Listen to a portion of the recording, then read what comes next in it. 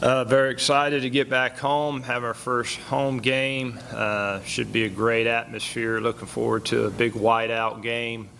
Got a really good opponent in EKU, and Coach Wells, our head coach, know him very well. Good coach, good team. As you know, very familiar with Coach Wells and their staff, and there's a lot of connections to Western Kentucky and EKU, and should be a really, really good game, and it's just great to get back home and get an opportunity to play this first home game. With that said, questions?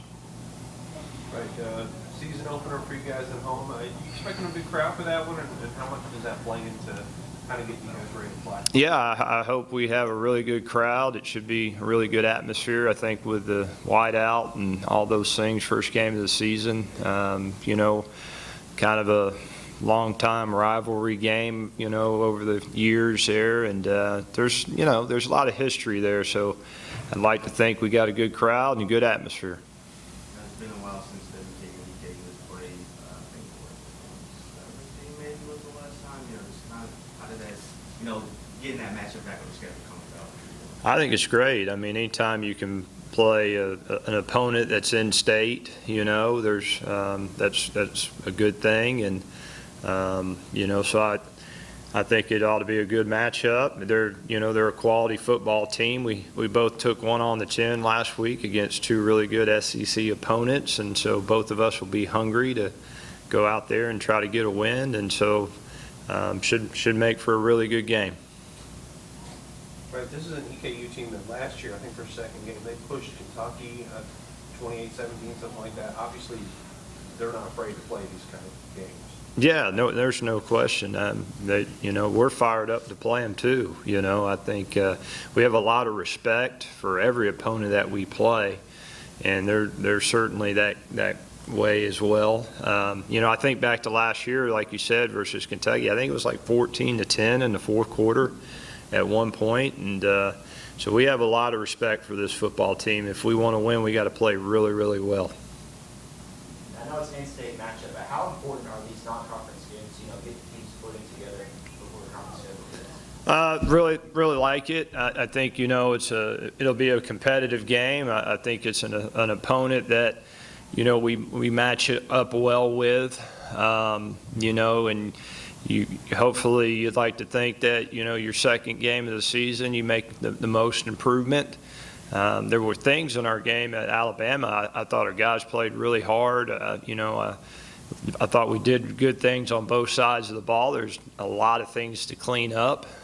So we're going to focus on those things this week, and hopefully that'll produce good results out on the field when we play EKU. I didn't get a chance to ask you after the game, what exactly happened with the headsets, and you know, how do you correct that going forward? Is there any way to? Is it just you know, I think what happened, and again, it's first time out with the headset. There's several different companies out there, and don't hold me to it. I think we use a different group than what they were using, and so there was some interference, and it's a big stadium, and you know, I don't know exactly what the issues were, but all I knew is I put on the headset and we were talking and it went out. And so by rule, when that happens, both teams have to remove the headsets, but their staff and our staff did a really good job of getting it back up and going.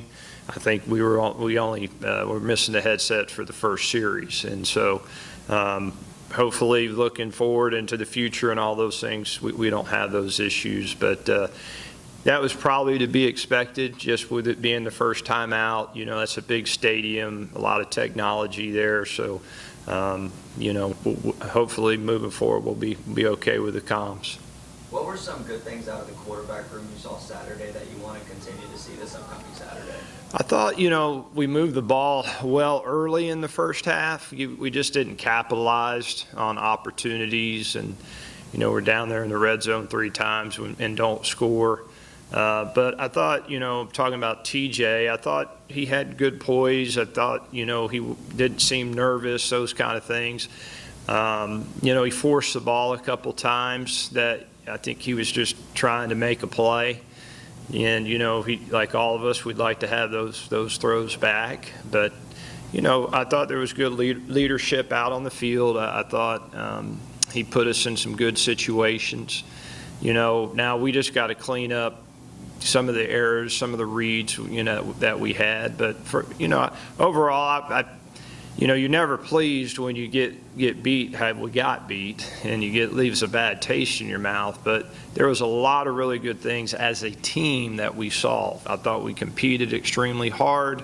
I thought in some critical downs we showed up both offensively and defensively. You know, we just got to make sure we find our groove and correct the mistakes that we had from last week. Well, obviously losing 6-3 here was not a morale booster, but in terms of, you know, it being the first game of the season, you know, did you have to find yourself picking the guys back up after the game, or, you know, around so high? No, not at all. You know, one thing I've always liked about our group is they're very mature. They get the big picture.